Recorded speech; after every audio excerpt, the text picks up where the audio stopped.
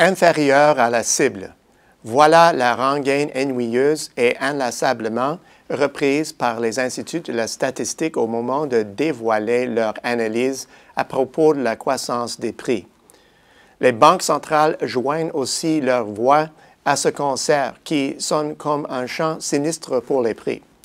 Ce chant nous rappelle étrangement les refrains répétés au sujet de la nouvelle normalité et d'un contexte marqué par une croissance lente. Fredonner les mélodies célébrant la stabilité des prix paraîtrait un geste déplacé et irait à l'encontre des données factuelles. Mais cela veut-il dire pour autant qu'il nous faudra désormais écouter les mélodies peu inspirantes dans un avenir prévisible? Évidemment, 5 années après la crise, la faiblesse de la croissance des prix a de quoi inquiéter. Mais il y a plus inquiétant encore. Dans bien des cas, l'inflation et en glissement annuel régresse. On peut donc supposer que malgré les multiples signes d'un retour à la croissance, le taux d'utilisation de la capacité n'est pas aussi rapide qu'on le croyait, ou du moins il y a peu d'indices signalent un resserrement conjoncturel. Ce constat est logique dans certaines économies, mais pas dans d'autres. On pourrait y voir la manifestation de l'influence du facteur psychologique. Les mélodies écoutées pendant un intervalle prolongé ont tendance à s'imprimer dans la mémoire. La déflation, ou plus précisément la désinflation, pourrait avoir le même effet. Si la progression de l'inflation est léthargique et le contexte perçu comme incertain, alors il est fort à parler que nous attendrons encore avant de délier les cordons de notre bourse. En clair, nous tenterons de reporter nos achats, même si après 5 ans, cela devient de plus en plus difficile. Les entreprises feront de même en différant leur investissement et en privilégiant la mentalité du « vous d'abord » qui semble de plus en plus répandue. Mais si cette attitude est vraiment ancrée dans le passé, elle risque de voiler l'évolution fondamentale de l'économie. Les mélodies du passé pourraient par conséquent nous empêcher de discerner les notes de nouvelles mélodies. Les chiffres pourraient bien contribuer au manque de clarté.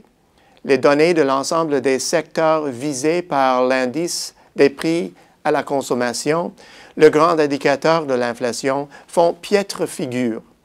Les données de l'indice pour les États-Unis, le Japon, le Royaume-Uni et l'Union européenne sont bien inférieures au taux cible établi, mesuré en fonction de la croissance actuelle mensuelle annualisée, et la tendance est à la baisse ces derniers mois. D'ailleurs, la croissance collective de l'Union européenne est presque nulle. Voilà une tendance qu'il est difficile de réfuter. Mais est-ce vraiment le cas? Lorsque nous examinons les indicateurs de base de l'inflation moins bien connus, c'est-à-dire les indicateurs ne tenant pas compte des fluctuations mensuelles les plus volatiles des prix, nous obtenons un tableau très différent. Dans les pays et les régions que viens de citer, l'inflation de base est dans l'ensemble beaucoup plus vigoureuse que l'indicateur global. Au Japon, par exemple, la croissance fondamentale s'écarte de façon manquée de la tendance récente en affichant des gains au cours de 5 des 9 derniers mois et à peine 2 mois ont subi de nets reculs. Certes, les principaux gains demeurent inférieurs au taux cible des banques centrales, mais ils sont encore bien loin du seuil de déflation. Ce qui est au cœur des discussions, c'est moins la progression des prix que leur orientation. Or, nos attentes jouent un rôle à cet égard et certains facteurs pourraient rapidement façonner les perceptions. Le premier facteur est le resserrement de la capacité, en particulier aux États-Unis, où la robuste croissance économique sous-jacente a puisé l'essentiel de la capacité inutilisée rendue accessible lors de la crise. Deuxième facteur, la plupart des économies développées doivent composer avec une main-d'œuvre plus réduite qu'avant la crise en raison du vieillissement de la population.